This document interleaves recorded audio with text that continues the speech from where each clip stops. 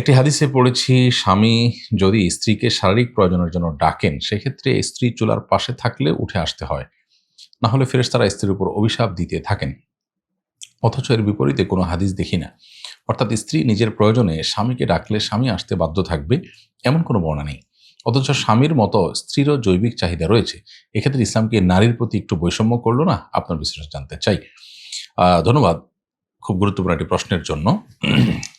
আমরা এই প্রশ্ন উত্তরে বলতে চাই, প্রথমত আপনি যে হাদিসের কথা বলেছেন, কথিত হাদিসের কথা বলেছেন, এরকম কোন হাদিস আমার জানা নেই যে চুলোর কাছে আপনি রান্না বাড়া করছেন, এই অবস্থা ডাকলে চুলোর রান্না রেখে, অর্থাৎ সেটা জ্বলে পুড়ে ছাই হয়ে যায়, তারপর আপনাকে তার ডাকে সাড়া দিয়ে আসতে বলছে, এরকম করে কোনো হাদিস আছে বলে আমার জানা নেই। তবে হ্যাঁ, মৌলিকভাবে এটি বিভিন্ন হাদিস দ্বারা প্রমাণিত যে নবী সাল্লাল্লাহু আলাইহি ওয়াসাল্লাম আমাদের মা বোনদেরকে নির্দেশ করেছেন, মুমিনাদেরকে নির্দেশ করেছেন, তারা যেন স্বামীর এই জাতীয় ডাকে সাড়া দেন। বিশেষ করে রাতে শোবার ঘরে তারা যদি একে অন্যকে, স্বামী যদি স্ত্রীকে ডাক দেন এবং তিনি যদি সেখানে সাড়া না দেন, অভিমান করে থাকেন, তাহলে সেক্ষেত্রে এই অভিমানটা যদি রাতভর কেটে যায় এবং যদি স্বামীর সেই প্রয়োজন পূরণ করবার কোনো তাগাদা তিনি অনুভব না করেন, তাহলে ফেরেশতাদের অভিসম্পদ তার প্রতি নাজিল হয়। এটি হাদিস দ্বারা প্রমাণিত।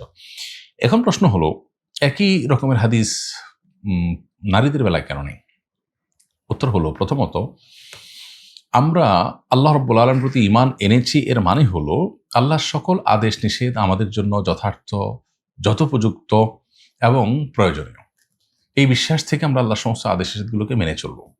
সে আল্লাহর আদেশ নিষেধের যথার্থতা, যৌক্তিকতা আমার বুঝে আসুক, চাই না আসুক। এটা হলো ঈমান। এখন আমি যদি বলি যে না, এটা আল্লাহ কেন বলেছেন, এটা কেন বলেননি, তাহলে এটা কিন্তু ঈমান নয়। তাহলে সেক্ষেত্রে আমি আল্লাহর প্রতি ঈমান আনলাম না, আমি আমার লজিকের প্রতি ঈমান আনলাম। যে আমার লজিক যদি বুঝে আসে আমি করব, না হলে করব না। তাহলে তো আপনি আল্লাহর প্রতি বিশ্বাস নয়, বরং লজিকের প্রতি বিশ্বাস রাখলেন। এটা একটা গুরুত্বপূর্ণ বিষয়। এই জন্য মৌলিকভাবে আল্লাহর কাছে নিজেকে সারেন্ডার করতে হবে। এবার আসুন আপনার এই প্রশ্নের আমরা ভিন্ন অ্যাঙ্গেল থেকে জবাব দিই। সেটি হলো, আল্লাহ রাব্বুল আলামিন নারী এবং পুরুষ উভয়ের মধ্যে পুরুষকে আল্লাহ সুবহানাহু ওয়া তাআলা নারীকে পরিচালনা করবার দায়িত্ব দিয়েছেন। অর্থাৎ পুরো সংসারকে, নট অনলি নারী, পুরো সংসারকে পরিচালনা করার দায়িত্ব দিয়েছেন। এখন আপনি যদি বলেন যে কেন সমান অধিকার দেওয়া হয়নি? একটি দোকানও যদি চলে, তাহলে যেকোনো একজন পরিচালক হিসাবে থাকতে হন, আরেকজন তার সহকারী হিসাবে থাকতে হয়। সবাই সমান হারে, সবাই সমানভাবে কাজ করবে, এভাবে ছোট্ট একটা প্রতিষ্ঠানের পৃথিবীতে টিকতে পারে না। সেখানে সংসার টিকবে কিভাবে হতে পারে? আপনি যদি বলেন যে সংসারের প্রয়োজনটা কি, তো মানব সভ্যতা টিকে আছে সংসারের মাধ্যমে। এটা না থাকলে মানব সভ্যতাই টিকবে না। এবার আসুন, একজন পুরুষ তিনি সায়েন্টিফিক্যালি, বৈজ্ঞানিকভাবে তার শরীরের যে জৈবিক চাহিদা, এটা একজন নারীর তুলনায় অনেক বেশি থাকে।